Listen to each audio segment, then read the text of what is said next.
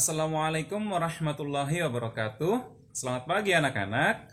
Alhamdulillah, pada hari ini Ustadz Jamali berkesempatan untuk memberikan materi majelis pagi, yaitu tentang seorang pejuang Indonesia yang sangat terkenal sekali, ya, yaitu Jenderal Sudirman. Ya, anak-anak ya.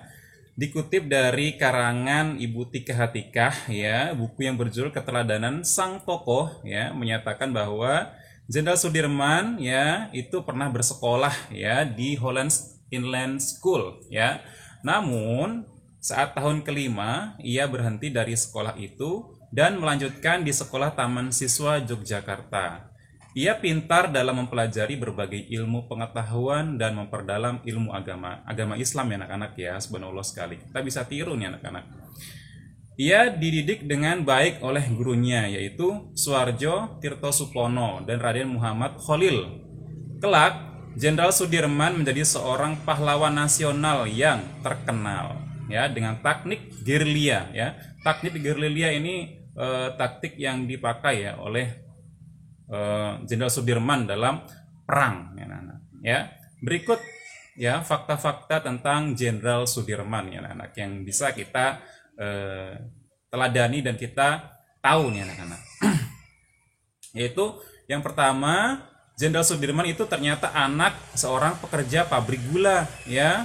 Tuh, ayahnya bernama Karsit Kartowiroji, ya, yang merupakan seorang pabrik, ya, seorang pekerja pabrik gula. Tuh anak-anak. Yang kedua yaitu faktanya beliau itu adalah seorang yang aktif di organisasi kepemudaan Muhammadiyah. Terus, ia pernah menjadi guru SD Muhammadiyah nih anak-anak, ya. Dalam buku Sudirman, seorang panglima, seorang martir oleh tim buku Tempo disebutkan, ya, Sudirman diangkat menjadi guru sekolah dasar di Hollands School atau HIS Muhammadiyah Cilacap, ya. Berkat seorang guru pribadinya bernama Muhammad Khalil. Menurut Hatta, Sudirman belum dikenal pada zaman Belanda, namun orang-orang mengenalnya sebagai seorang guru. Nah, fakta yang ketiga yaitu pendudukan Jepang di Indonesia pada tahun 1942 turut memperburuk ekonomi, ya, dan kesejahteraan rakyat pribumi. Tidak hanya itu, Jepang menutup banyak sekolah. Salah satunya sekolah di tempat Sudirman pernah mengajar. Namun setelah Sudirman melakukan negosiasi, akhirnya sekolah itu dibuka kembali oleh pemerintahan Jepang. Jadi di sini kemampuan beliau selain berperang gerilya, ya, beliau juga sangat pintar dalam bernegosiasi, ya. Kalian juga bisa seperti itu anak-anak, ya. Jadi orang yang pandai untuk bernegosiasi dengan orang lain.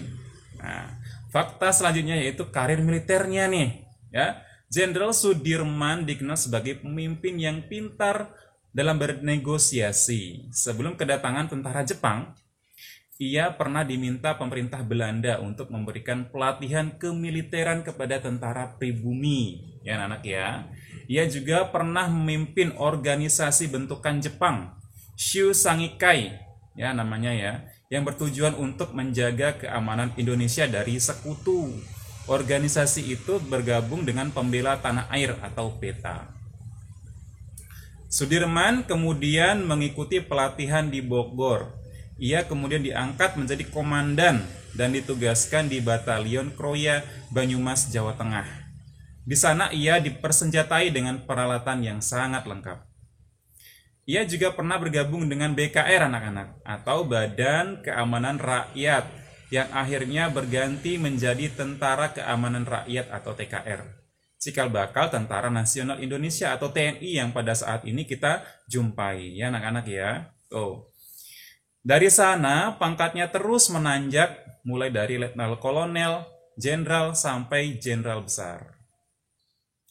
Fakta yang selanjutnya yaitu beliau itu menjadi terkenal berkat pertempuran Palagan Ambarawa.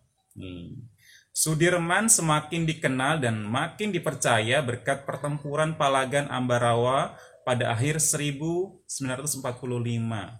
Meski korbannya itu lebih banyak di pihak Indonesia, ya.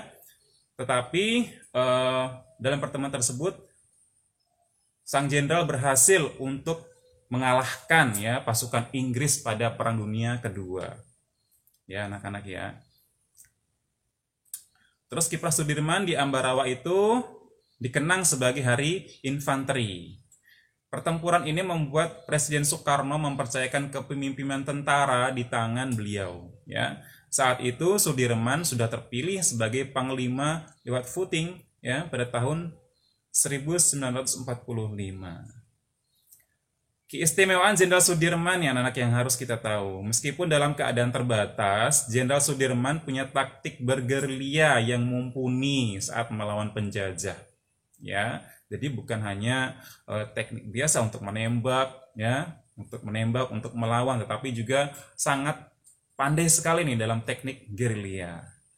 Meskipun tidak punya pendidikan militer yang mentereng anak-anak, tapi Sudirman berbakat dalam berbagai ilmu pelajaran.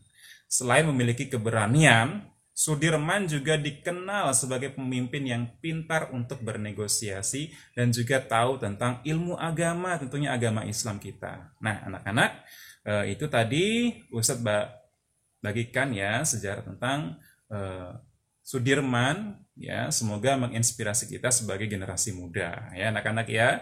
Demikian dari Ustadz, kurang dan lebihnya mohon maaf. Assalamualaikum warahmatullahi wabarakatuh.